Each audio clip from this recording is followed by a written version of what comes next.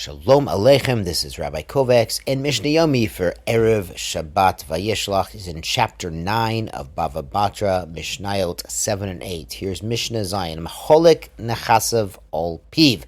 Someone is dividing out his possessions orally. You can imagine he's lying in bed, he's a shchiv mirah, he feels very sick, and he's telling people which assets and properties he wants to go to whom. Now, as we saw yesterday in Mishnah Vav, if he's halachically a shchiv mirah, he's very sick, he thinks he might be dying, whatever he gives away, he can get back if he gave everything away, really thinking he was dying, and he, of course, got better, then he can claim the gift back because he only gave it because he thought he was dying. Now, another aspect of shchiv mirah that we're learning today is, according to the sages, we're going to see it does not require a kinyan, a legal transfer act of ownership. But as the Mishnah first brings, Rabbi Eliezer holds echad bari, whether someone's healthy, ve'echad mesukon, or someone's in sakona, in mortal danger, very, very sick, a shchiv mirah mamish, nechosim sheyesh lam achrayut, nechlim v'kesef, property that has responsibility, meaning land and the like can be acquired with money, uvishtar, with a deed, of a chazaka, or someone doing a proprietary act. As we mentioned in chapter 3, there's the chazaka of being there for 3 years with color of title, but there's another chazaka of going and locking the door, or digging holes, or building a fence that shows right away that someone's an owner of property. So Rabbi Eliezer says it needs the kinyan, that even a shchiv mirah, even a mesukan, has to have a kinyan to transfer the ownership. She'ein lehen achrayut, and items that don't have responsibility, movable properties, ein niknin ela b'meshicha. Those are only required through meshicha.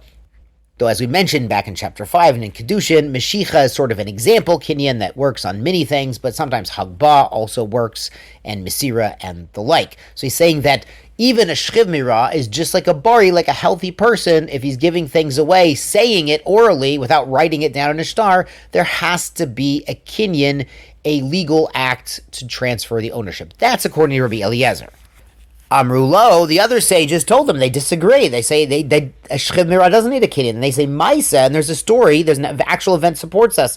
But Imon shel b'nei Rochel, the mother of the sons of Rochel, I think Rochel is the father's name, Shahaita chola, she was very sick in bed. V'amra, she told the sons, Tunu kiveinati lebiti, give my expensive brooch to my daughter. V'hi b'shnem asarmona. It's a 12,000, at least a 1,200 zuz brooch. It's a very expensive brooch, a meta, and then she passed away from this illness. V'kimu et devreha, and they upheld her last wish that she bequeathed orally. She said, please give it to my daughter. They gave it to the daughter instead of to the sons.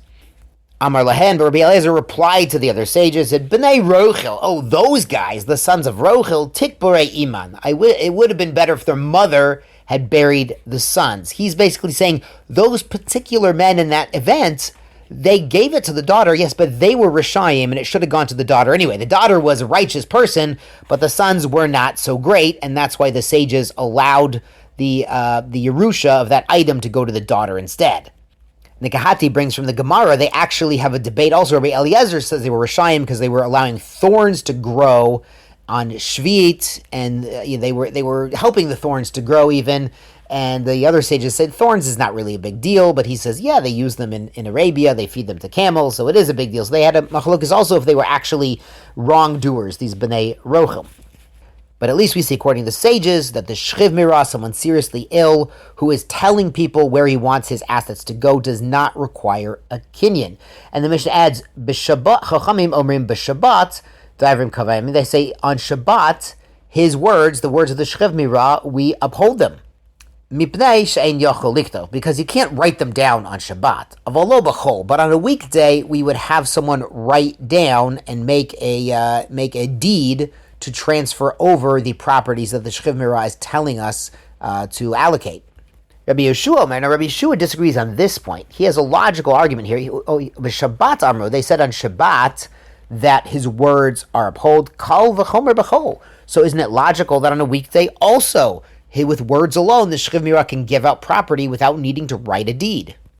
Rabbi Yeshua's logic here is on Shabbat, they let his transfer go through without any kinyan, even though he doesn't have the power to make any kinyan or write anything down. So on a weekday, when he would have the power to perform a kinyan or to have them write down a deed or a shtar, then of course he has the power to make his transfers go through with an oral designation.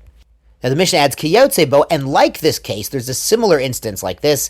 Zochin lakatan, you can give something to a katan, to a minor under bar mitzvah.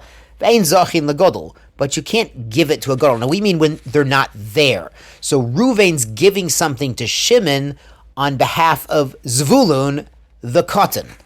And the sages say that works because Zvulun can't, on a biblical level, can't acquire something for himself. That we have seen on a rabbinical level, what a katan picks up does belong to him. We learned out in Bava Mitzia.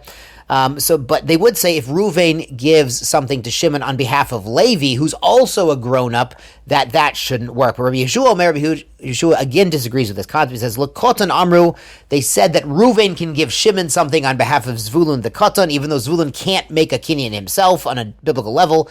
Kal v'chomer legadol. So Ruvain can certainly give Shimon something to accept and acquire on behalf of Levi, who as a gadol has a power to make his own kinyan if he were here in front of us.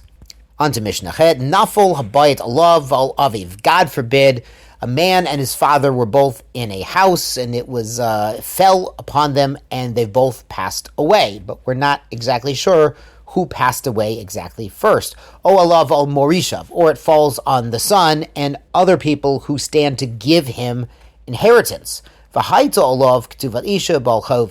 the son, well, there's an outstanding obligations that he owes his wife, now widow, grieving widow, a ketuva payment. And he also has balchov. He also has creditors who are looking to collect their debts from his estate. So Yorshei av omrim, those who would inherit from the father, it's probably the other brothers of the son, they say haben met rishon, that they say the son passed away first, and afterwards our dear father passed away. And if that happened, then the son never received a share of the father's estate. So the other sons are going to have a bigger pot to divide from the father's estate. Balei chov omrim, but the creditors, including the wife looking to collect her ketuvah and everyone else he owed money to from the son, they say ha'av met rishon. No, they say the father passed away first, ve'achar kach met ben, and only afterwards the son passed away, and therefore what the father owned, part of that goes to the son who then passed away a few moments later, and we can now collect our debts from those assets, not just the son's assets, but his share in the deceased father's assets as well. And maybe they're making this claim because they had an engineer do a forensic examination of which stones fell where and who was where at the time of the collapse. You know, as we learned in the very last few Mishnayot to Bava Metzia, they would examine the stones, you know, if it was a property owned by partners and see who belongs to what if it fell down. Anyway, what's the din here? Beit Shammai Orim Yachloka. Beit Shammai says, well, they should divide the assets. He says that a debt that's written in a shtar, a valid loan document or a ketuvah, is considered as if it's already collected because you're holding valid paperwork. You just need to show up with the paper and collect your debt when it's due. He says that's just as good as a Yerusha, which comes automatically. They both have an equal level claim and they should divide the assets. Beit Hillel Omrim, Beit Hillel disagrees.